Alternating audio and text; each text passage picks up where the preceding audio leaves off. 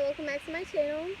I'm Tariq. If you're new, make sure to subscribe and watch my previous videos. So today we're going to be talking about karmic partners. What are karmic partners? A karmic partner is a person in your life that you have made a soul contract with in between lives, agreeing to play a significant role, positive or negative.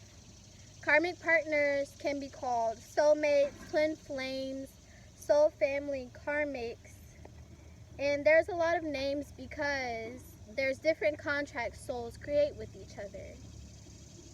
All relationships are karmic or dharmic, depending on the connotation, meaning every person you meet, you are meant to meet them.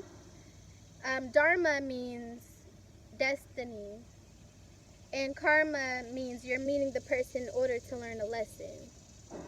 So,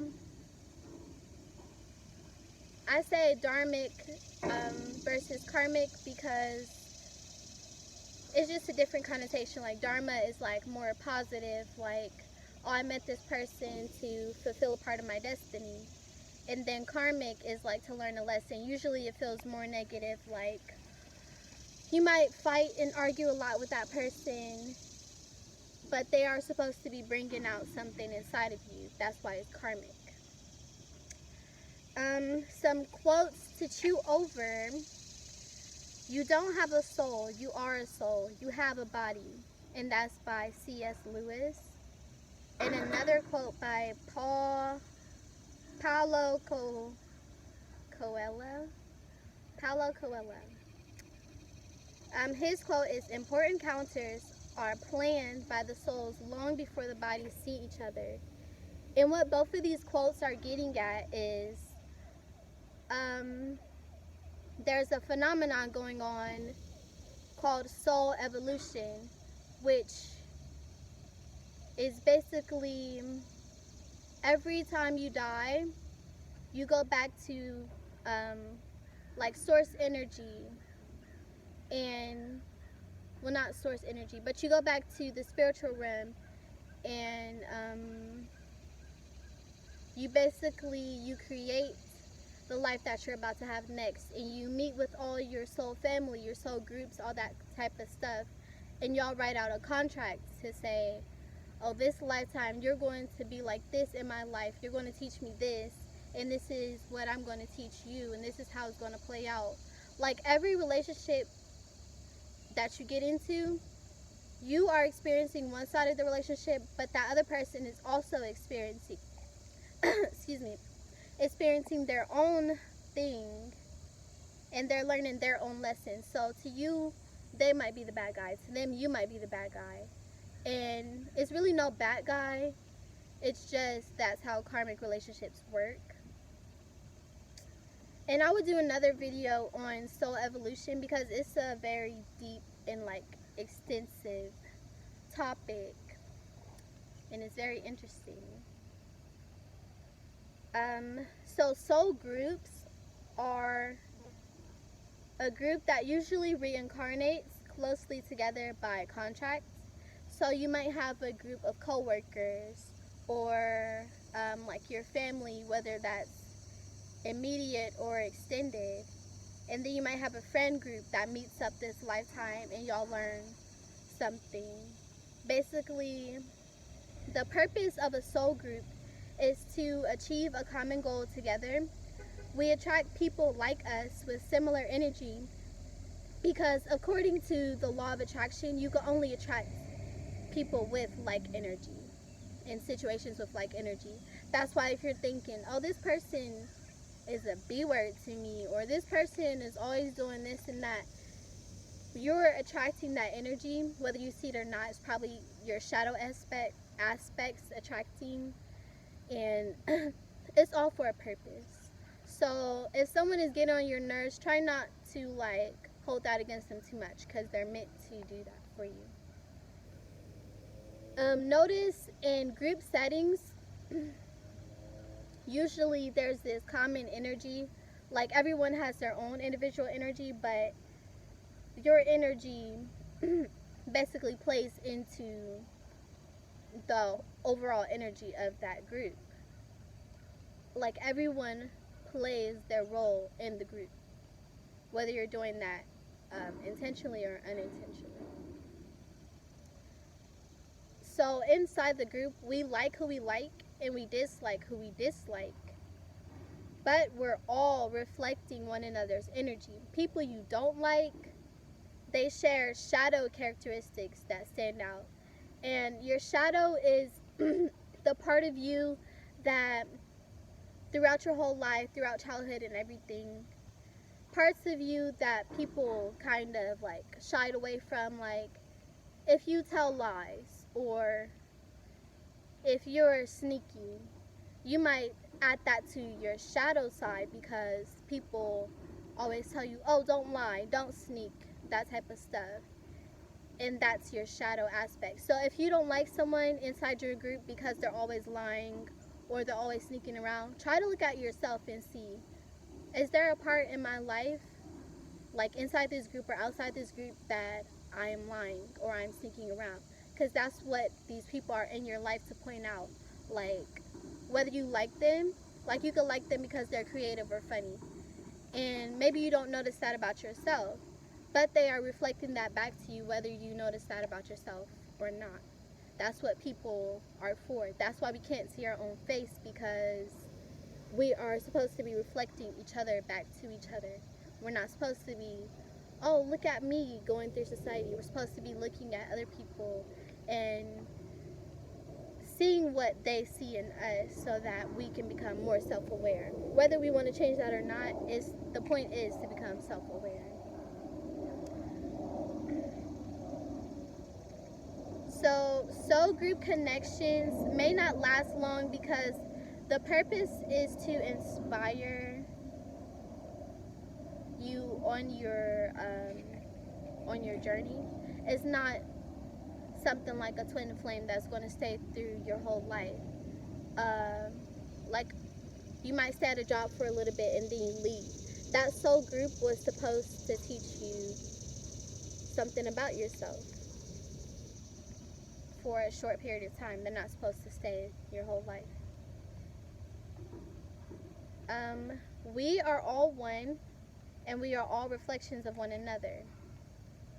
We are connected through the prana, which is like the air, the essence, where basically all the other stuff is going on that's not physical. The essence we breathe and share. We are connected through consciousness, through the essence. We are expressions of. Okay. So consciousness, the essence, we are expressions of. Each one of us, we are one because we all come from source. We all come from that stream of consciousness. We just all break off into tiny points. And now I'm this person, you're that person, he's that person, she's that person. And it's meant to be that way so that spirit can experience and can remember its nature. We are all part of spirit, and we are all coming here to grow and to remember our nature, our divine nature. Soul family is the spiritual equivalent to your birth family here on earth. So this might manifest as a best friend that you just feel like so connected to. It might manifest as your favorite auntie or a teacher you love and look up to that changed your life. Type of stuff like that. Type of relationships. It may be a relative or anyone you meet that you feel immensely connected to. Once you meet them, they feel like your siblings, parents, or your children. Soulmates are members of your soul family. And the purpose of your soul family is to help you to align with your soul purpose and help you to grow as a person. Or really as a spin-off being of consciousness, which is a good way to put it, because we're not people people is just the projection of the ego. What the ego believes, what everyone wants to see. That's what a person is. That's what your personality is. But actually, we're all, like I said, we're all a part of consciousness, and that makes us all divine beings. And we all come here with the sole purpose. And the people we meet are meant to point out to us, like, okay, this is not what I want, this is what I want. This is the kind of person I should be around. This is the kind of people I should stay away from. And that slowly but surely, I mean, however you decide to heal, decides your pace. But, like, the people you meet, they keep you on your path to your soul purpose. And they help you to grow past certain things that you might want to stop doing or that you might want to start doing for yourself.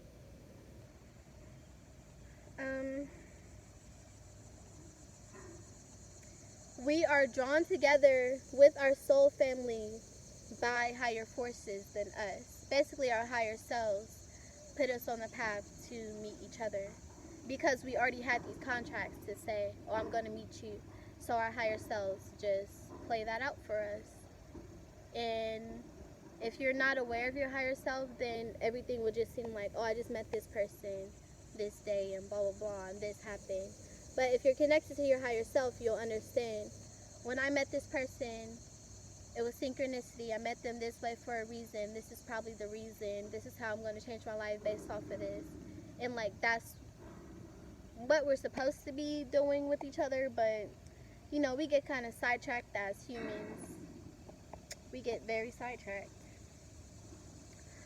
They can be sexual, platonic, or familial in relations in this lifetime, but you enjoy them and you want to be around them regardless of if they're family or platonic or a sexual relationship. They can last a lifetime because the love and support is so great. And like versus your soul group is just there to show you basically how to behave in a setting and like show you how you behave differently in this setting versus other settings. But your soul family, these are the people that understand you and want to like see you actually achieve the shit that y'all talk about, you know. And yeah, they could last a lifetime because that type of love can stay around. It's unconditional love. In a soul group, you might not even reach love with a person. Well, we all share love with each other, whether we realize that or not, but you might not feel like that connected love with your soul group. Oh my God, I am rambling, but hopefully you understand what I'm saying. Your soulmate could also be a karmic partner, just depending on the connotation of the relationship. Like, I would consider, like, my daughter's dad a karmic partner because we had karma together and we fulfilled that karma, and now we don't talk so much. Usually that's what happens with a karmic partner. And with the soulmate, the difference is that it's usually feels more positive, more like uplifting and teaching you things about yourself. They might push you to do your duties more or faster, versus a karmic partner would like try to tear you down. So both of them are soulmates. It's just like the connotation, is it positive or negative, what you would end up calling it, I guess. Example could be your parent, a lover, or a boss at work could be like a karmic partner. Like, oh my God, I hate this person. They're so controlling, this and that. They're a karmic partner. They're supposed to teach you like, this is how it feels to be treated this way, basically. And usually you probably treated them like that in another lifetime. So don't be too mad at people because you probably treated them like that first. When you meet them, you may feel deja vu or just a general sense of knowing this person beyond like, oh, I just met you.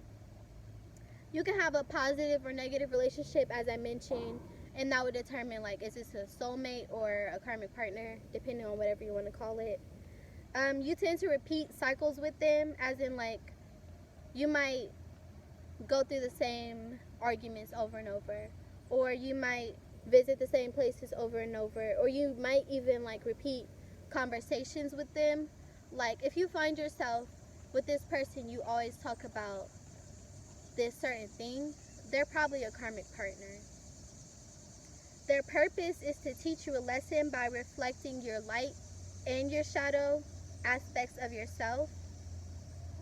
And similar to a soul group, a soulmate, whatever you dislike or like about them is a reflection of you. You may have multiple soulmates. Like a lot in like pop culture, you talk about, oh, this is my soulmate. Oh, I love this person. This is my soulmate. You have multiple soulmates throughout your life. Almost pretty much every person you meet is like some type of soulmate. No person you meet, not even a person that you might walk past or lock eyes with, like every single person you meet or see, you're supposed to see that person and y'all have similar energies, and that's why y'all reincarnated, and that's why y'all crossed paths at that time. Another type of karmic relationship is twin flames, and they're similar to a soulmate, but the connection is very intense and it's usually like triggering for you. So like you might get triggered with a karmic partner and then your relationship just ends, but with the twin flame, they're meant to stay with you throughout your whole life if you align to that. Some people don't get to stay with their twins because they're not aligned, but yeah, they're supposed to trigger you to feel certain things. Like I believe I'm dealing with a twin right now, and this person does things that they might not see as so negative for me, but for me, like on my side, I'm like crying and I'm freaking out and I'm like, I want this to be over type of stuff. Like that's how a twin would feel. And then like certain things that I might do, like just offhandedly, like not even thinking about it, that thing could trigger this person to the point where, oh, I don't want to talk to you, I'm going to shut down, stuff like that. And that's what a twin does. It just, can you handle it, basically? Can you align to your, can you both align to your highest being so that you can come into union? That's what a twin flame is about. If twins are not aligned or they are too codependent on each other, they tend to repel. So you might meet your twin and y'all are like, oh my God, I never felt this way about somebody. So then y'all become codependent on each other. Like you gotta talk to each other all the time, gotta call every day, and this and this and that. If you're like that, if you're too codependent, then you'll usually repel and you go into what's called separation. Basically, y'all are not together. You have to align to union.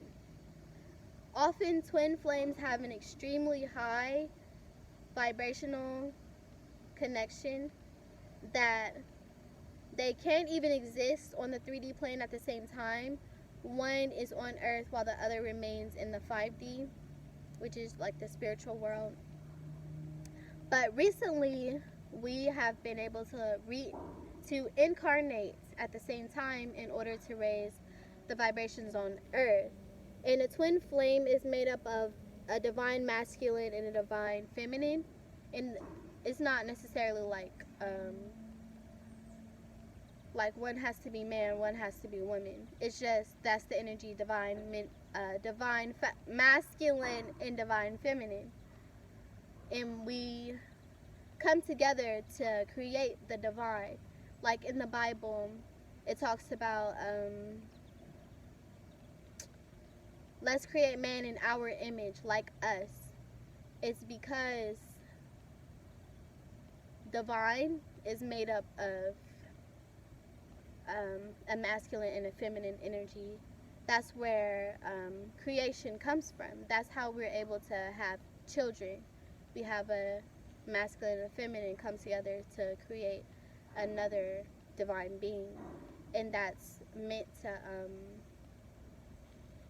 to indicate like what we were made to do, what we're made of.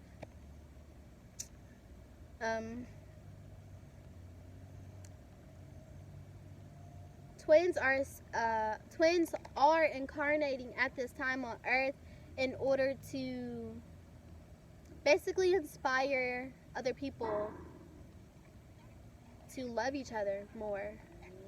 That's what twins are incarnating, to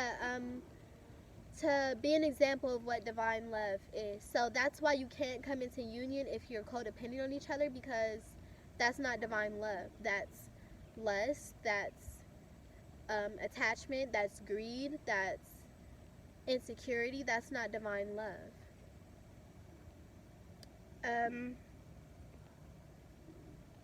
Like twin flames have like crazy passionate sex if it's a sexual relationship, and it could cause like the kundalini to rise. Like that's the purpose, to rise your kundalini and to practice sex alchemy, which is basically like doing magic using the energy of sex.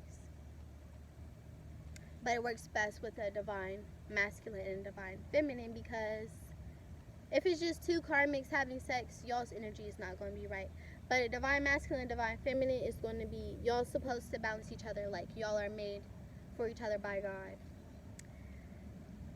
So, regardless of a title, every person you meet is a mirror reflection of you.